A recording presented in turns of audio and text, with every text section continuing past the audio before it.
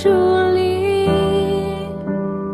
persoalan yang kita alami.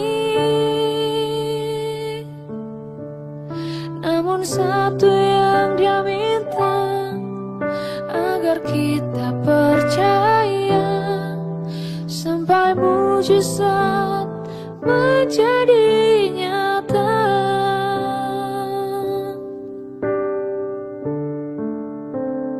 Menjadi nyata.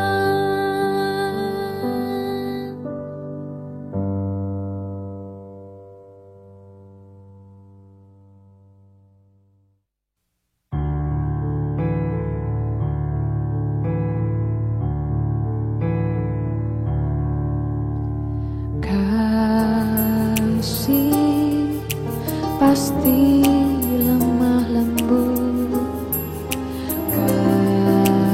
kasih pasti memaafkan, kasih pasti murah hati. Kasih-Mu, kasih-Mu Tuhan. Kasih pasti lemah lembut, kasih pasti memaafkan, kasih pasti murah hati. Kasih-Mu, kasih-Mu Tuhan. Ajarilah kami ini saling mengasihi. Ajarilah kami ini saling mengampuni.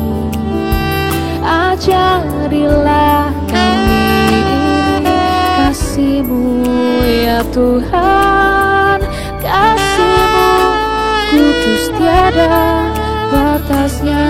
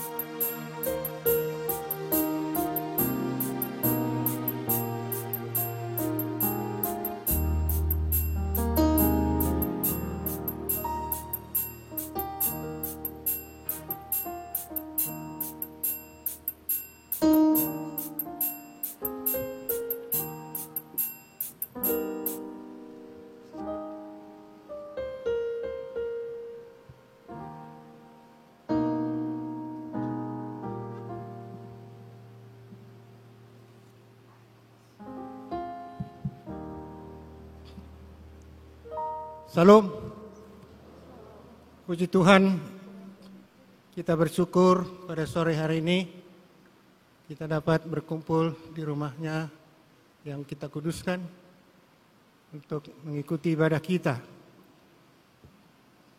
Sebelum kita memulai ibadah kita, mari kita mengambil waktu sejenak, kita bersaat teduh.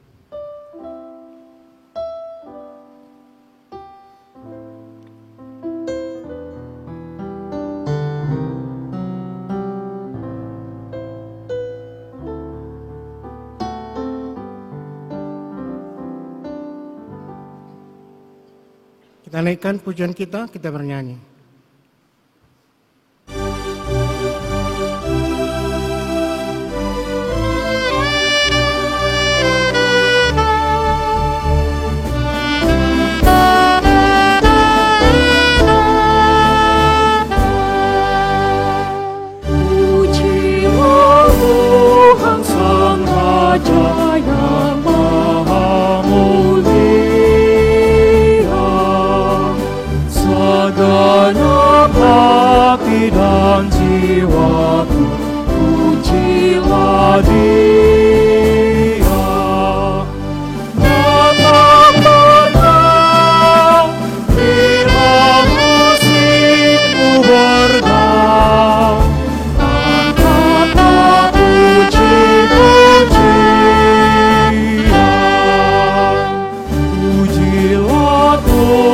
dan segala kuasa padanya.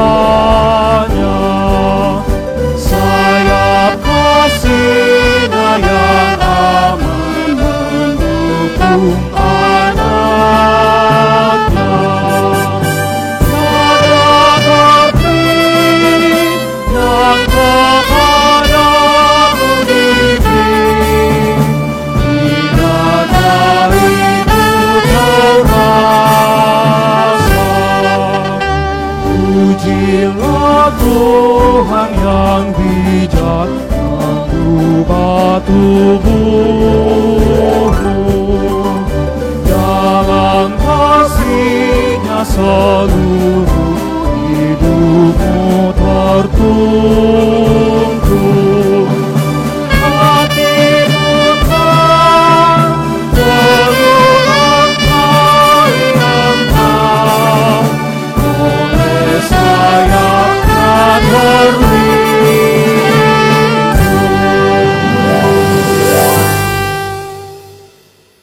Di dalam nama Allah Bapa dan nama Anaknya Tuhan Yesus Kristus dan nama Roh Kudus, Khalik langit dan bumi. Amin. Demikian firman Tuhan Yesus. Berbahagialah orang yang lapar dan haus akan kebenaran, karena mereka akan dipuaskan. Berbahagialah orang yang suci hatinya, karena mereka akan melihat Allah. Haleluya.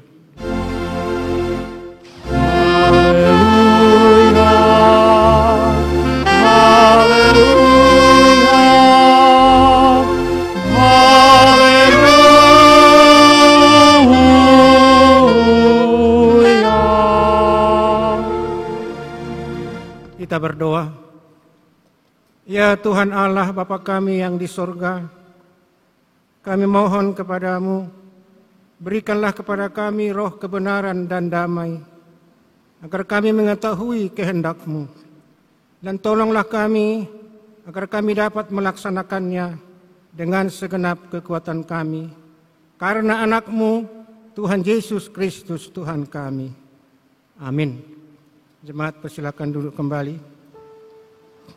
Kita naikkan pujian kita bernyanyi.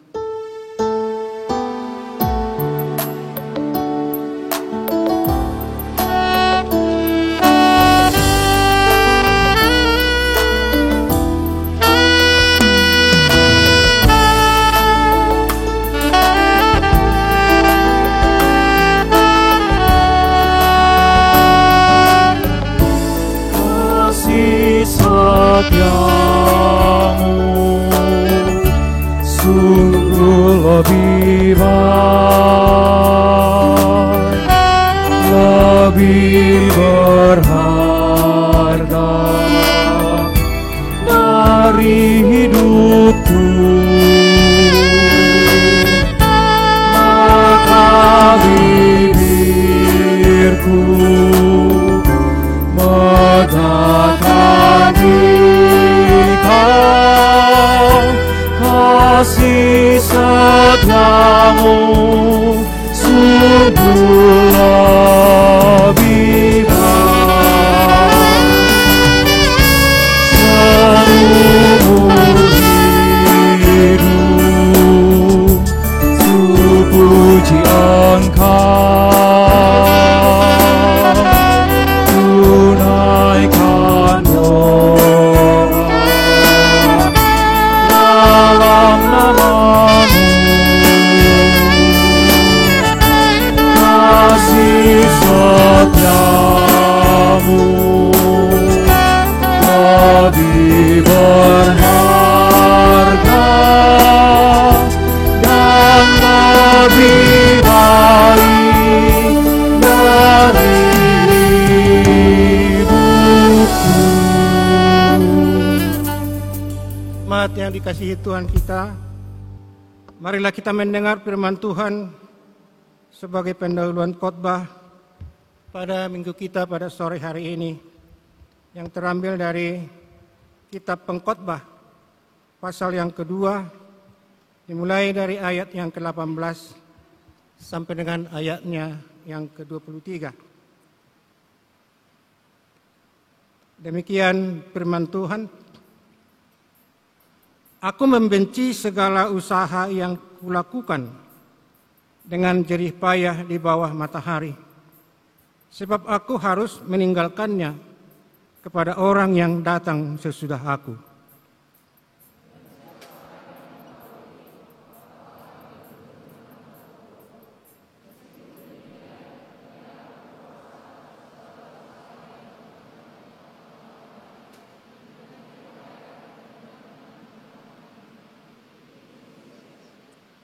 Dengan demikian, aku mulai putus asa terhadap segala usaha yang kulakukan dengan jerih payah di bawah matahari.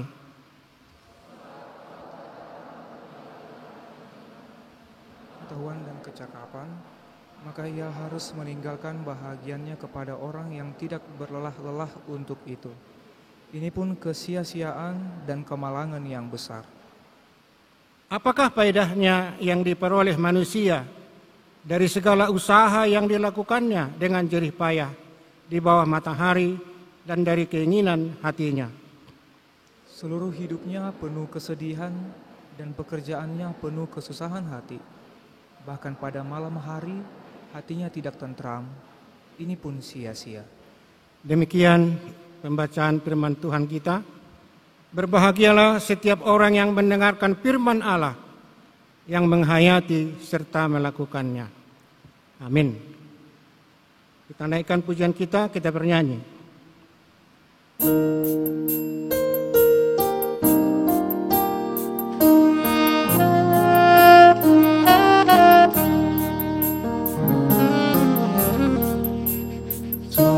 Suaramu ku dengar memanggil diriku, supaya ku di Golgota dibasuh darahmu. Aku datanglah Tuhan padamu,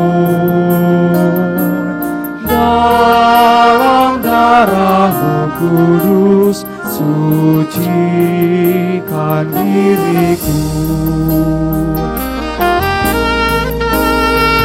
Kendati ku lemah, tenaga kau beri, kau hapus aib dosaku, hidupku pun bersih. Aku datanglah Tuhan padamu,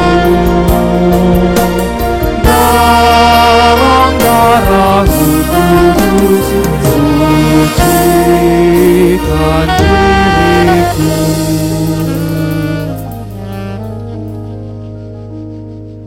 Jemaat yang dikasihi Tuhan kita, pada saat ini kita diberikan waktu untuk mengingat apa yang telah kita lakukan di sepanjang hidup kita sampai dengan saat ini.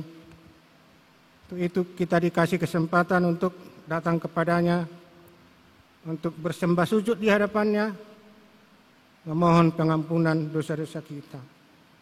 Kita berdoa di dalam hati kita masing-masing.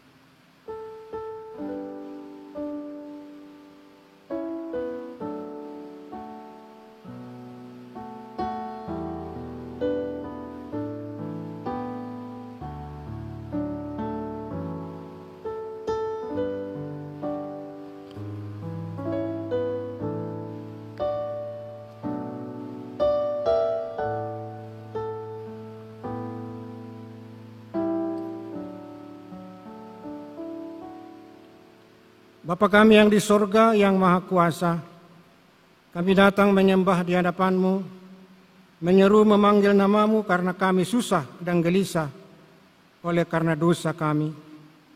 Dengarlah suara kami dan kasihanilah kami. Ya Yesus Kristus, Anak Allah, Engkau telah datang ke dunia ini menjadi manusia, mati dan bangkit kembali, serta naik ke sorga untuk membela dan menyelamatkan kami. Kasihanilah kami dan kuatkanlah iman kami untuk bersyukur kepadamu. Ya Roh Kudus, penghibur orang yang ditimpa duka dan lara, kasihanilah kami, sembuhkanlah segala penyakit dan penderitaan kami oleh karena dosa. Tinggallah beserta dengan kami, agar kami senantiasa merasa bahagia melakukan kehendak-Mu. Dengarlah doa kami ini ya Bapa, Anak dan Roh Kudus. Amin. Janji Tuhan tentang pengampunan dosa-dosa kita. Demikianlah firman Tuhan. Marilah baiklah kita berperkara. Walaupun dosamu merah seperti kermiji, akan menjadi putih seperti salju. Walaupun berwarna merah seperti kain kesumba, akan menjadi putih seperti domba. Segala kemuliaan bagi Allah di tempat yang maha tinggi. Amin. Kita naikkan pujian kita bernyanyi.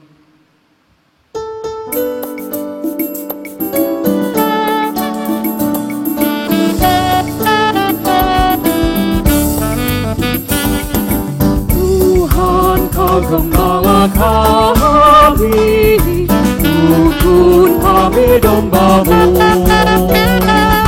Bila kami menikmati nikmat pengorbanan-Mu, Tuhan Yesus Juru Selamat, kami ini milik-Mu. Tuhan Yesus Juru Selamat, kami ini milik-Mu. Kehendak-Mu kami cari, ingin turut maksud-Mu. Tuhan isi hati kami dengan kasih-Mu penuh. Tuhan Yesus Juru Selamat, tak terhingga kasih-Mu. Tuhan Yesus Juru Selamat, tak terhingga kasih-Mu. Jemaat yang dikasihi Tuhan kita, marilah kita mendengarkan firman Tuhan sebagai petunjuk hidup baru yang terambil dari kitab Yakobus pasal yang kelima ayat yang ke-12. Demikian firman Tuhan. Tetapi yang terutama, saudara-saudara, janganlah kamu bersumpah demi sorga maupun demi bumi atau demi sesuatu yang lain. Jika iya, hendaklah kamu katakan iya. Jika tidak, hendaklah kamu katakan tidak, supaya kamu jangan kena hukuman. Demikian firman Tuhan. Marilah kita sama-sama memohon kekuatan dari Allah Bapa kita. Ya Bapa kami, berilah kami kekuatan untuk melakukan yang sesuai dengan firman-Mu. Amin. Kita naikkan pujian kita bernyanyi.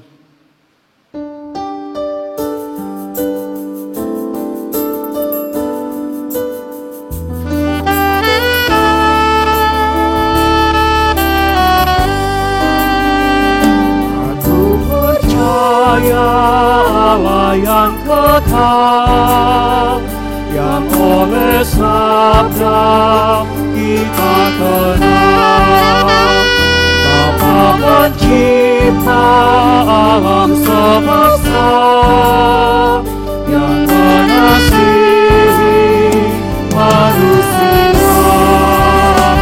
Aku percaya Putra Tuhan yang disalibkan di Golgota, yang dari kubur bangkit dan menang, dari pesona dalam terang. Aku percaya pada Roh Kudus yang mengirangi pikiran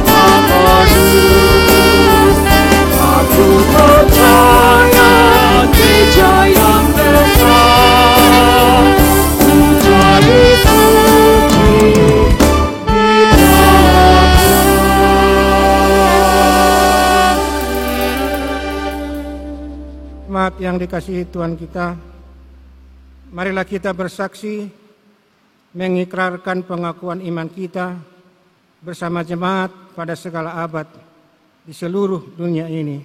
Mari kita ucapkan bersama-sama. Aku percaya kepada Allah Bapa yang Maha Kuasa, Khalik langit dan bumi. Aku percaya kepada Yesus Kristus, Anaknya yang tunggal Tuhan kita, yang dikandung daripada Roh Kudus, lahir dari anak darah Maria, yang menderita di bawah pemerintahan Pontius Pilatus, disalibkan, mati dan dikuburkan, turun ke dalam kerajaan maut. Pada hari yang ketiga, bangkit pula dari antara orang mati, naik ke surga, duduk di sebelah kanan Allah Bapa yang Maha Kuasa, dan akan datang dari sana untuk menghakimi orang yang hidup dan yang mati. Aku percaya kepada Roh Kudus, gereja yang kudus dan am, persekutuan orang kudus, pengampunan dosa, kebangkitan daging, dan hidup yang kekal. Amin. Jemaat persilakan duduk kembali. Mari kita menyambut sabda Allah. Kita naikkan pujian kita bernyanyi.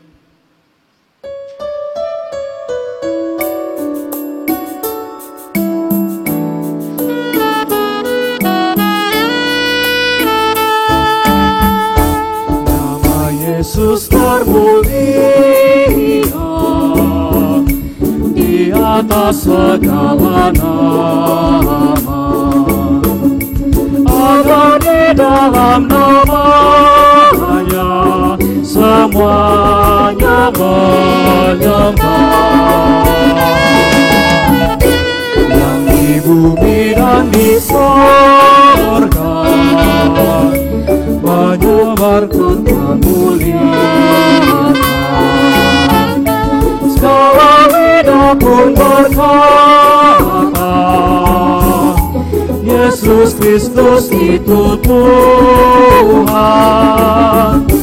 Terpuji namanya, terpuji namanya, sembah dan pujilah Raja alam semesta, yang di bumi dan di sorga berlutut kemuliaan. Segala lidah pun berkata, Yesus Kristus itu Tuhan. Masih banyak manusia yang tak mengenal nama-Mu. Suruh hamba yang setia kerja dan berteguh. Tuhan pakailah diriku menyebarkan keselamatan. Kata dan perbuatanku mencerminkan firman Tuhan.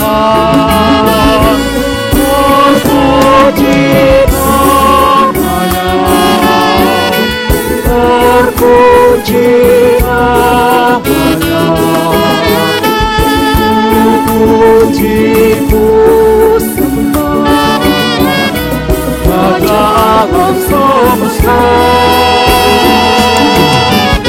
Tuhan pakailah diriku menyebarkan keselamatan. Kata dan perbuatanku mencerminkan firman Tuhan. Kita berdoa. Kami bersyukur, berterima kasih Tuhan atas firman-Mu yang mau kami perdengarkan pada saat ini. Tuhan yang bersama dengan kami memberikan hikmat yang baik daripada-Mu Tuhan, agar kami boleh mengerti akan firman Tuhan. Kami tunduk dan kami melakukan firman-Mu dalam hidup kami sehari-hari. Berbicaralah Engkau ya Tuhan, kami semuanya sudah siap untuk mendengarkan dan merenungkan firman Tuhan. Amin. Salam untuk kita semua. Mari kita membukakan Alkitab kita dari Yakobus pasal yang ketiga, ayat 13 sampai dengan 18. Demikian firman Tuhan. Hikmat yang dari atas. Siapakah di antara kamu yang bijak dan berbudi? Baiklah ia dengan cara hidup yang baik menyatakan perbuatannya oleh hikmat yang lahir dari kelemah lembutan. Jika kamu menaruh perasaan iri hati dan kamu mementingkan diri sendiri, janganlah kamu memegahkan diri dan janganlah berdusta melawan kebenaran. Itu bukanlah hikmat yang datang dari atas, tetapi dari dunia, dari nafsu manusia, dari setan-setan. Sebab di mana ada iri hati dan mementingkan diri sendiri, di situ ada kekacauan dan segala macam perbuatan jahat. Tetapi hikmat yang dari atas adalah pertama-tama murni, selanjutnya pendamai, peramah, penurut, penuh belas kasihan, dan buah-buah yang baik, tidak memihak dan tidak munafik, dan buah yang terdiri dari kebenaran ditaburkan dalam damai untuk mereka yang mengadakan damai. Amin. Saudara-saudara yang kami kasih dalam Kristus Yesus, adalah sesuatu yang harus kita miliki dan itu harus ada pada kita.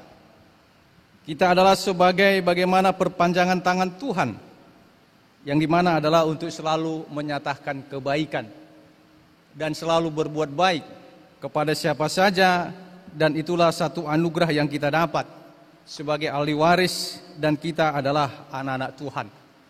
Dalam semua masa persoalan kehidupan kita ini, Bapak Ibu dan anak-anak Tuhan yang kami kasihi, mari coba kita dulu sedikit belajar. Jangan dulu terus cepat kita mengambil sebuah kesimpulan. Jangan dulu kita terlampau cepat dan terburu-buru mengambil keputusan. Tetapi kita diajar saudara-saudara untuk bagaimana kita bisa tenang. Kita boleh menikmati sesuatu yang apa yang terjadi. Dan kita boleh diajarkan untuk selalu tetap berharap dan senantiasa bersandar kepada Tuhan. Bapak Ibu saudara-saudara, semuanya itu adalah kita harus berhikmat. Berhikmat yang datangnya dari Tuhan, bukan berhikmat yang datangnya dari duniawi. Kita harus bisa membedakan orang yang mengandalkan hikmat yang daripada Tuhan, daripada kita harus mengandalkan hikmat yang mengandalkan secara duniawi. Saudara-saudara, cara hidupnya ini adalah satu sama lain adalah sangat berbeda. Yang berhikmat yang datangnya dari Tuhan, bahkan yang berhikmat yang datangnya dari dunia. Secara spontan kita bisa mengetahui bagaimana dia bisa dan boleh bertahan di dalam hidup. Dan disitulah saudara-saudara kita bisa mengerti siapa dia yang sebenarnya. Pada dalam suatu pelayanan Bapak Ibu, kami ada menjumpai seorang ibu yang sudah tua, yang hidup dia dengan suaminya yang juga sama-sama sudah usia tua. Yang kebetulan pada waktu anak-anaknya sudah pergi merantau jauh, sehingga mau tak mau mereka berdua harus memenuhi kebutuhan kehidupan mereka sehari-hari. Bapak Ibu saudara-saudara, begitu si ibu ini sudah keluar dari pintu rumahnya, pada saat itu juga saudara-saudara, kepalanya sudah tunduk ke jalan untuk melihat apakah ada paku-paku kecil, apakah ada gelas-gelas kecil, atau apakah ada hal-hal yang lain, yang semuanya tujuannya itu adalah saudara-saudara yang bisa melukai kaki orang kalau sedang berjalan, yang bisa mengancam orang kalau bernaikkan sepeda motor, dan lain sebagainya. Tetapi dengan segala kerendahan hati, dengan segala apa yang dia mau nyatakan untuk kebaikan, mau tak mau saudara-saudara, itulah setiap hari pekerjaan dia, mengutip benda-benda kecil, paku-paku kecil, kaca-kaca kecil, dan itulah yang dia kumpulkan setiap hari. Saudara-saudara berbicara tentang itu, kita mungkin bisa memahami Ini adalah sesuatu pekerjaan yang tidak mungkin. Ini adalah sesuatu pekerjaan yang tidak masuk di akal. Tetapi yang mau kita lihat di sini adalah satu perbuatan yang dimana tidak mau dia, ada orang yang terluka akibat benda-benda kecil ini. Ada orang yang tercacatkan akibat dari ada kerikil-kerikil ataupun paku-paku kecil ketika orang melintasi jalan tersebut. Persoalannya adalah, apakah ibu ini berhikmat pada waktu itu? Apakah ibu ini mempunyai sesuatu pada waktu itu? Apakah itu karena sesuatu pekerjaan yang dia harus dia lakukan pada saat itu? Yang menjadi persoalan bagi kita, saudara-saudara, dia sudah berbuat untuk kebaikan. Orang yang berhikmat adalah orang yang senantiasa selalu berada hidup di dalam kebaikan. Orang yang senantiasa mengandalkan segala sesuatu di dalam kebaikannya. Orang yang senantiasa, saudara-saudara, tidak mau dipersoalkan dan diributkan dengan dunia ini. Tetapi kalau kita bisa berbicara dengan konsep dalam kehidupan yang bahasa sekarangnya ini, saudara-saudara, zaman yang modern dan segalanya, saudara-saudara, saya lebih serius mengatakan kita sudah condong untuk selalu mengandalkan kecanggihan alat daripada hikmat yang harus kita pergunakan. Kita sudah lebih serius memahami dan mengerti cara mempergunakan dunia sosial ini. Saudara-saudara, semua bertujuannya itu adalah tanpa kita sadari hikmat yang daripada Tuhan tidak pernah kita pergunakan lagi. Hikmat yang datangnya dari atas itu, saudara-saudara, seakan-akan bagi kita adalah sesuatu yang tidak berguna dalam kehidupan kita. Tapi justru sebaliknya, saudara-saudara, tanpa kita sadari pengaruh dari zaman dunia sekarang, saudara-saudara, pergeseran sudah mulai terjadi. Saudara-saudara, Bapak Ibu yang kami kasih dalam Kristus Yesus, dalam kehidupan kita ini kita berbicara antara untung dan rugi. Dalam tradisi kehidupan ini ada yang cantik dan ada yang jelek. Ada yang hitam, ada yang putih. Ada yang gemuk dan ada yang kurus. Dalam semuanya itu, saudara-saudara, ada hikmat yang dari Tuhan. Ada hikmat yang berada dalam perasaan di dalam duniawi. Persoalannya adalah kita harus bisa memahami kemana arah tujuan hidup yang harus mau kita jalani. Kemana sebenarnya hidup yang harus mau yang kita jalani. Apakah kita boleh dan bisa membedakan itu? Kalau kita pergi ke pasar atau ke pajak buah, kalau kita lihat mangga, berarti ini adalah buah mangga, pohon mangga yang menghasilkannya. Demikian juga dengan pisang dan lain segalanya. Tetapi justru sebaliknya, saudara-saudara, karena kita ini adalah anak-anak Tuhan, kita ini adalah kepunyaan Tuhan, apakah kita sekarang bisa membedakan? Apakah kita sekarang bisa melihat? Apakah ini adalah sesuatu yang bisa kita bedakan? Di mana itu anak Tuhan dan di mana itu tidak anak Tuhan? Di mana itu namanya katakan mahasiswa? Dan di mana dikatakan itu orang yang tidak mahasiswa? Di mana itu kita bisa lihat anak yang kuliah? Dan di mana itu bisa kita lihat yang tidak kuliah? Tapi justru sebaliknya yang terjadi, saudara-saudara, yang kuliah itu tidak menjadi satu ukuran dan yang tidak kuliah itu juga tidak menjadi satu ukuran. Yang tidak kuliah ini, saudara-saudara, bisa saja dia berhikmat. Yang kuliah ini saja mungkin bisa saja dia tidak berhikmat.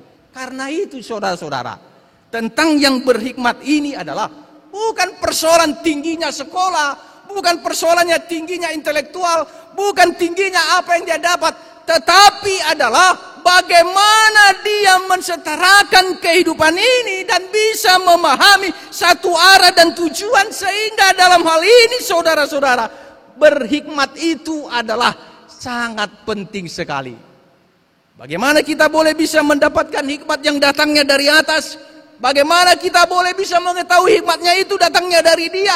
Bagaimana kita bisa mendapatkannya itu agar ada kepada kita sehingga kita bisa bijak di dalam semua kehidupan dan juga di dalam semua persoalan. Saya mempunyai 2 orang anak. Satu laki-laki dan satu perempuan. Saya sama ibu di rumah selalu hati-hati di dalam mengambil keputusan tentang kebutuhan 2 anak kami ini. Saya dengan ibu di rumah selalu waspada betul memberikan sesuatu kepada kedua anak kami ini. Artinya, saudara-saudara, kami harus betul-betul berhikmat di dalam melakukan sesuatu tindakan kepada dua anak kami ini.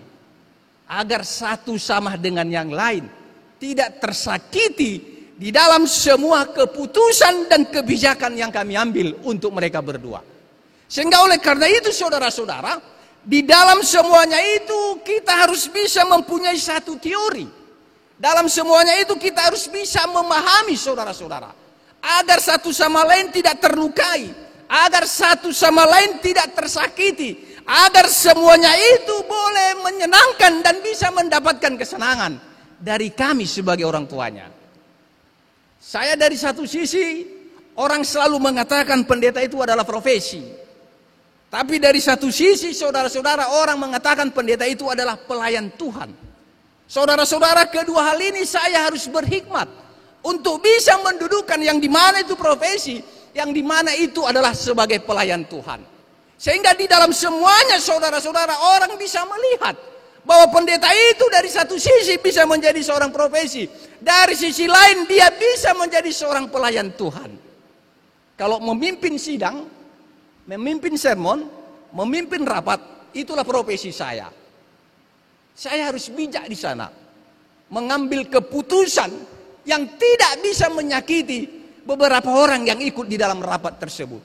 Saya harus bisa duduk dengan tenang, sehingga segala pendapat yang saya tampung, pendapat yang saya terima, pendapat yang diusulkan karena profesi saya sebagai pendeta, saya harus berhikmat agar semua program di dalam gereja bisa berjalan.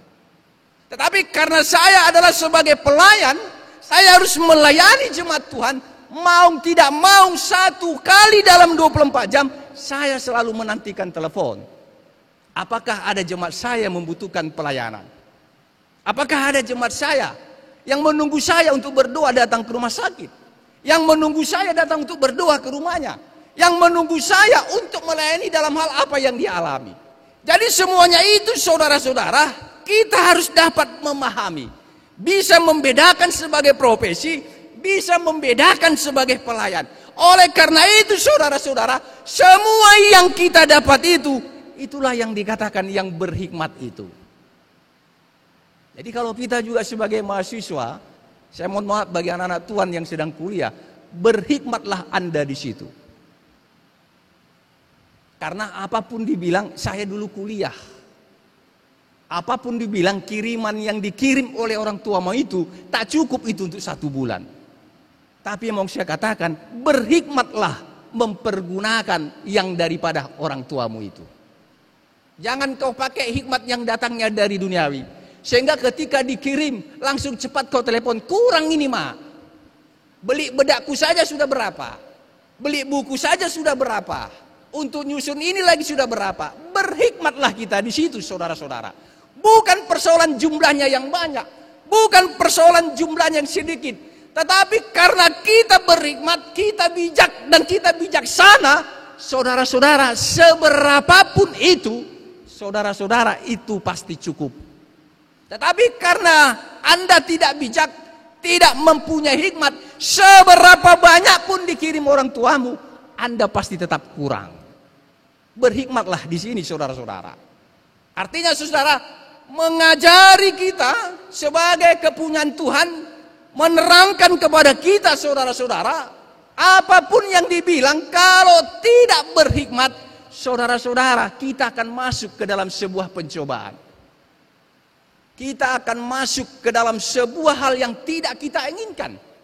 Oleh karena itu saudara-saudara, hal yang paling kita mau pahami sekarang ini, orang yang berhikmat yang datangnya dari Tuhan, dia akan senantiasa merasakan sesuatu yang bisa membangun tubuh jasmani dan rohaninya. Dia akan senantiasa merasakan sesuatu ada yang dia dapat yang daripada dia. Dia merasakan ada sesuatu yang menolong dan ada sesuatu yang mempengaruhi hidupnya. Orang yang mengandalkan hikmat yang daripada Tuhan, kemana saja pun dia tidak akan takut di dalam kehidupannya. Kalau kita lihat saudara-saudara, satu kebiasaan kehidupan orang kita Batak, walaupun Anda rata-rata saya lihat masih muda-mudi, saya sedikit berbicara agak ke atas, apapun dibilang, karena kurang berhikmat inilah saudara-saudara, kita dioto-otoi dunia ini, kita dibodoh-bodohi oleh dunia ini. Perhatikan, ketika anaknya atau burunya mau datang melapor kepada orang tuanya, minta untuk dikawinkan, manang pamulia boru, pamulian anak, saudara-saudara, kebiasaan orang tua itu 3. 3 itu selalu sesuatu yang menjadi kebiasaan. Yang pertama mungkin ditanya marga apa manang buruah calon paruma ini. Marga apa calon hela itu? Itu yang pertama saudara. Yang kedua, omat tong hidup mulu hata-bata manitiari. Melihat hari, melihat tanggal, melihat almanak, melihat kalender. Adalah satu kebiasaan saudara-saudara. Ditengok tanggal sekian, ditengok ayat Alkitab, ditengok ini tidak cocok, ganti tanggal. Omat tong hidup manitiari. Kebiasaan saudara-saudara. Yang ketiga saudara-saudara, yang ditanya adalah adanya sekolah hela manang parmen itu, adong do dokter randusna manang insinurna, pegawai negeri do manang pegawai negeri. Ini yang ditanya saudara-saudara. Sehingga tanpa kita sadari saudara-saudara, hikmat yang daripada Tuhan itu tidak dimiliki lagi dalam kehidupan kita. Yang ada pada kita adalah saudara-saudara, hikmat secara duniawi. Kebiasaan-kebiasaan yang sulit untuk kita tinggalkan. Sehingga kita tidak heran saudara-saudara, ketika ada pertanyaan, ada persekutuan, kalau disuruh setelah khotbah, setelah ibadah ini, yang menutup doa kita tuan rumah, pelan-pelan itu si bapak keluar karena tidak tahu berdoa. Karena apa? Sebelumnya tidak ditanya orang tua kita, ibu to helai do martangiang, taunya helai itu berdoa, aktifnya dia ke gereja dan segalanya. Jadi saudara-saudara, dalam situasi ini kita harus bisa memahami bagaimana kalau Allah boleh datang kepada kita, bagaimana tercurahkan satu hikmat yang daripada Tuhan. Saudara-saudara, sebagai orang Kristen, sebagai anak-anak Tuhan yang berani mengandalkan Tuhan di dalam kehidupannya, jangan coba-coba sekali-sekali engkau jauhi apa yang dikatakan persekutuan-persekutuan atau kebaktian-kebaktian yang dilakukan oleh siapa saja.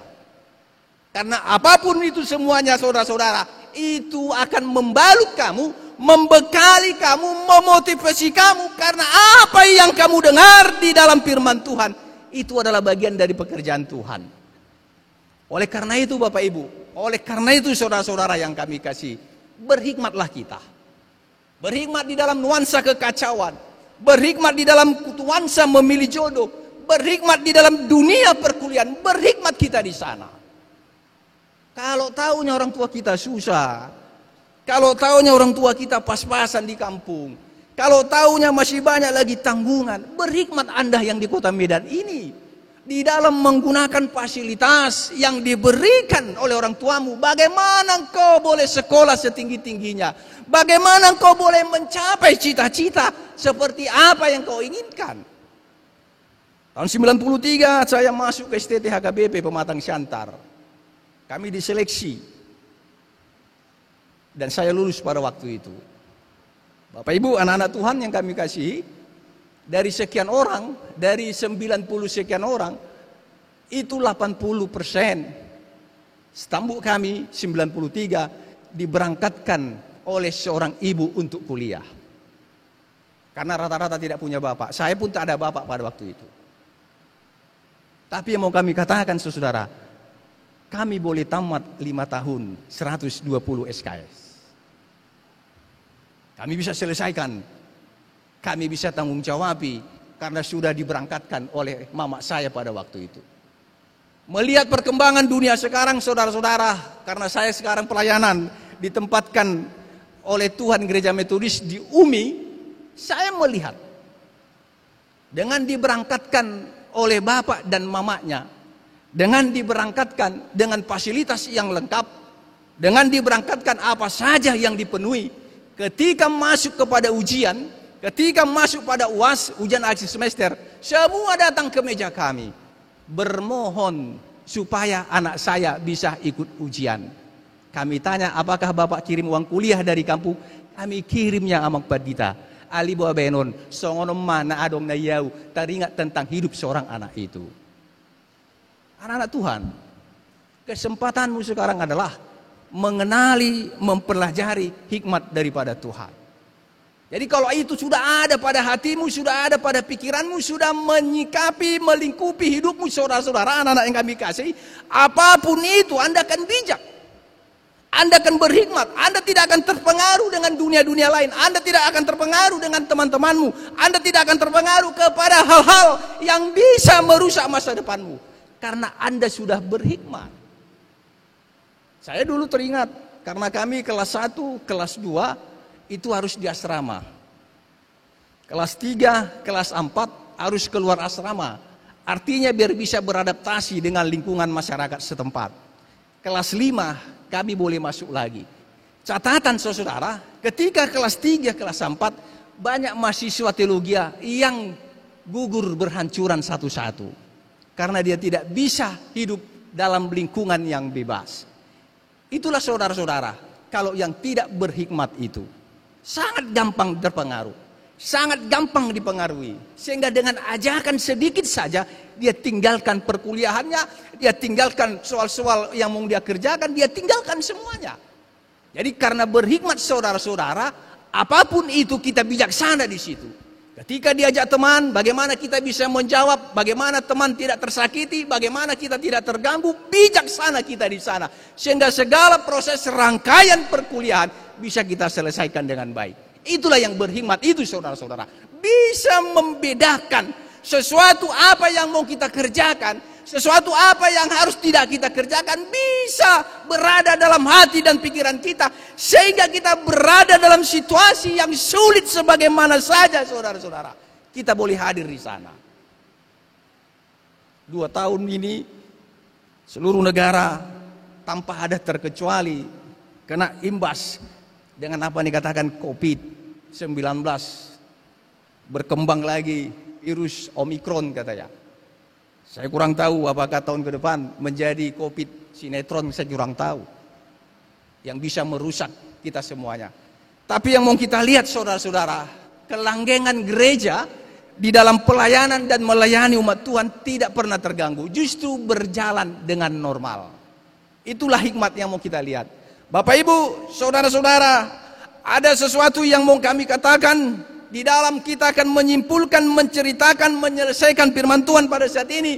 Satu hal yang mau kita katakan dalam cerita ini saudara-saudara, harus kita bisa bedakan bagaimana hikmat yang daripada Tuhan, hikmat yang daripada atas. Kita harus bisa melihat hikmat yang dari secara duniawi, hikmat yang akan menjanjikan sesuatu di dalam kebahagiaan, tetapi pada ujungnya adalah menghasilkan sebuah kehancuran, membinasakan tanpa kita sadari. Kita harus bisa memahami apapun itu saudara-saudara, kalau berada di dalam hikmat yang daripada Tuhan, Anda tidak akan pernah hancur, Anda tidak akan pernah terganggu. Justru sebaliknya, Anda akan bisa berada di dalam situasi yang aman dan tenang. Ada seorang ibu, kebiasaannya adalah sedikit saya campur bahasa Batak, martiga-tiga anak pinahan. Dari Sidikalang ke Siantar. Jadi setiap dia berangkat, anak pinahannya dinaikkan ke atas. Ibu itu duduk. Beberapa kali dilakukan saudara-saudara. Dia berpikir, kalau seperti ini, saya bisa mendapat untung yang sedikit begitu. Saya akan menjadi sia-sia. Untung saya sedikit, karena anak pinahan yang di atas juga harus dibayar ongkosnya. Sehingga dia punya satu akal, besok-besok harus saya gendong ini anak pinahan katanya. Jadi Bapak Ibu, saudara-saudara, ketika itu dia lakukan, ketika naik motor minta ongkos, dibayar untuk ongkos satu orang. Sehingga naik motor ini mengatakan, yang enggak jualan anak pinahannya Inang katanya. Enggak katanya. Oh iya ya. Jadi siapa yang kau gendong itu? Beremu don katanya. Saudara-saudara, inilah hikmat duniawi itu. Hanya mau mencari untung saja. Tapi sudah merugikan orang. Inilah hikmat yang dari bawah itu saudara-saudara. hanya mau berbicara angka-angka saja, tetapi sudah merusak tatanan di dalam transportasi. Inilah hikmat yang gelap itu, saudara-saudara, yang hanya mementingkan diri sendiri, tidak pernah mementingkan orang lain. Dan inilah yang tidak perlu kita inginkan. Tapi yang mau kita inginkan adalah hikmat yang daripada Tuhan. Yang di sana untung, kita juga dapat untung. Apapun dibilangnya semua saudara-saudara, kita ini perlu juga untung. Tidak ada yang mau merugi. Tetapi bagaimana satu sama lain sama-sama untung? Saudara-saudara, mari harus kita bisa melihatnya itu dalam berhikmat yang datangnya daripada Tuhan kita. Kita berdoa. Terima kasih kami panjatkan kepadamu ya Tuhan. Satu hal yang kami inginkan dari Tuhan, berikanlah hikmat-Mu yang dari atas sana. Berikanlah hikmat-Mu kepada kami semuanya Tuhan. Agar itu boleh kami pergunakan, agar itu ada bersama dengan kami, sehingga bisa memperlengkapi, bisa mengajari kami untuk bisa hidup di dalam kesopan santunan, kelemah lembutan, kesederhanaan di dalam hidup. Itu bisa mengarahkan sebuah kehidupan kami yang baik untuk tidak bisa menyakiti orang lain, tapi senantiasa memberikan kesenangan kepada sesama manusia. Terima kasih Tuhan, kami senantiasa menantikan, kami senantiasa merindukan hikmat yang datangnya daripada Tuhan, hikmat yang datangnya yang dari atas sana. Terima kasih Tuhan, diberkatilah kami semua yang mendengarkan firman-Mu. Diberkatilah kami yang sudah memberikan hati dan pikiran kami untuk mendengarkan firman Tuhan. Diberkatilah kami yang boleh datang ke rumah Tuhan pada saat ini. Diberkati juga Tuhan ketika kami nanti hendak pulang, meninggalkan persekutuan, meninggalkan rumah Tuhan. Diberkatilah kami sampai ke tujuan dengan selamat tanpa kurang suatu apapun, karena Engkau yang bersama dengan kami. Amin. Kita angkat pujian kita, Kidung Jemaat nomor 250A ayat 1 dan 2, Allahmu benteng yang teguh.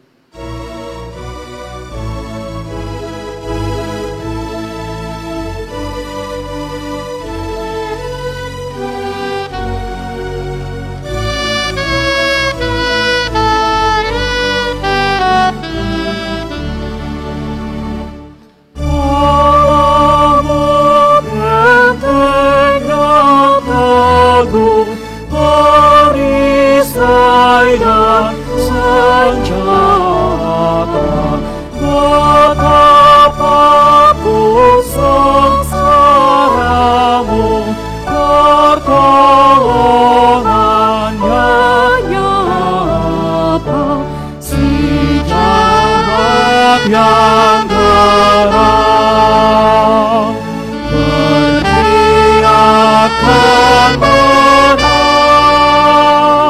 berteriakan kuasanya, dan tipu dayanya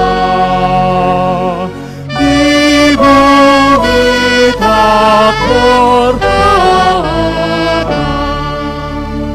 dengan tenaga yang panah, niscaya kita pahlawan kita Dia yang diurapi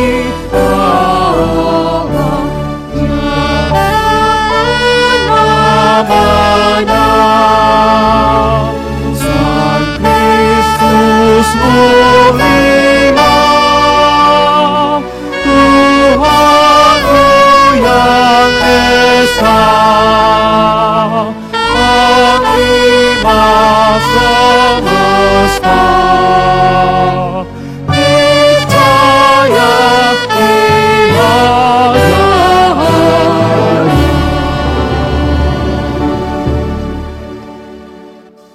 Nats persembahan kita Ibrani 9 ayat 14, demikian yang mengantar kita untuk memberikan persembahan. Betapa lebihnya darah Kristus yang oleh roh yang kekal telah mempersembahkan dirinya sendiri kepada Allah sebagai persembahan yang tak bercacat, akan menyucikan hati nurani kita dari perbuatan-perbuatan yang sia-sia, supaya kita dapat beribadah kepada Allah yang hidup. Amin.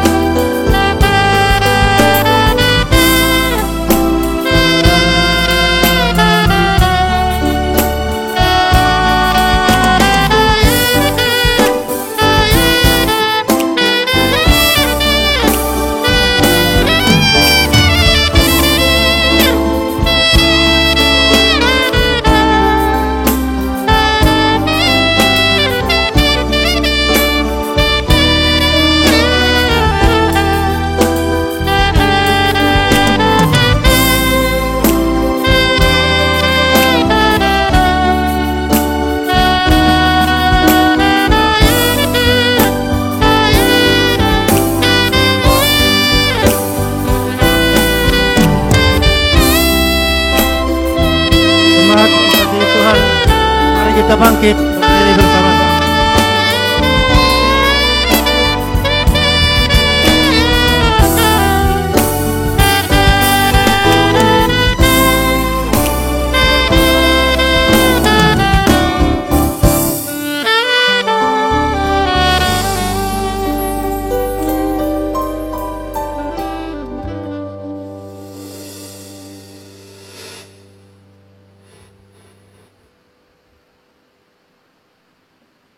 Ya Allah Bapa kami yang di sorga, kami mengaku dengan setulus hati, Engkaulah sumber segala berkat dan karunia. Di sini kami memberikan persembahan syukur kami kepadamu. Terimalah persembahan umat-Mu dan berkatilah menjadi alat kesaksian, persekutuan dan pelayanan jemaat-Mu ini. Jadikanlah hidup kami persembahan yang berkenan kepadamu. Dan pakailah hidup kami untuk turut menghadirkan tanda-tanda kerajaan-Mu di seluruh dunia ini.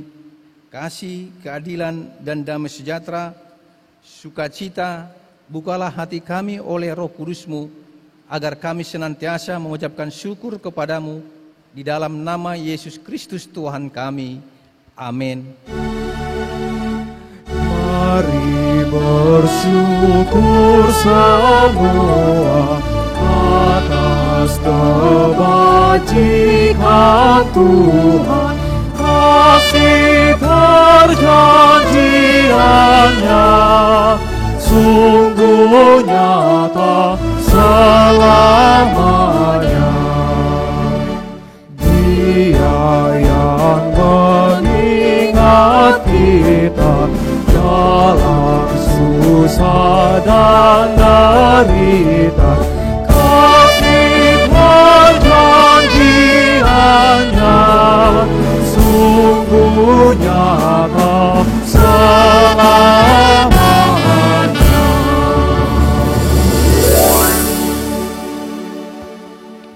Bapa kami yang di sorga, dikuduskanlah namamu, datanglah kerajaan-Mu, jadilah kehendak-Mu di bumi seperti di sorga. Berikanlah kami pada hari ini makanan kami yang secukupnya, dan ampunilah kami akan kesalahan kami, seperti kami juga mengampuni orang yang bersalah kepada kami. Dan janganlah membawa kami ke dalam pencobaan, tetapi lepaskanlah kami dari yang jahat.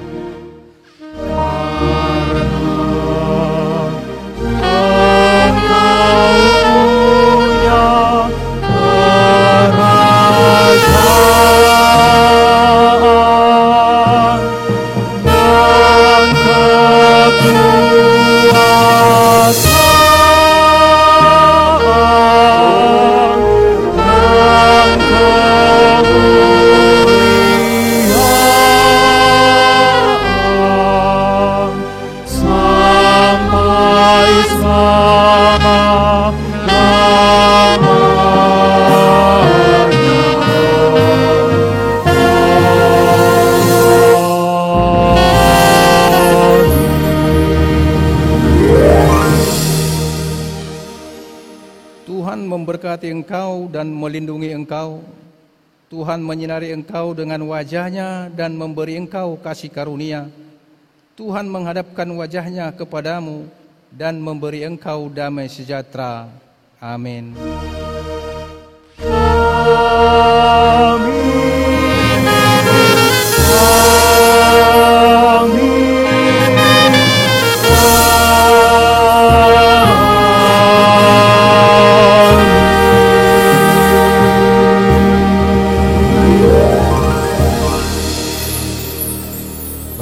Kita sebentar.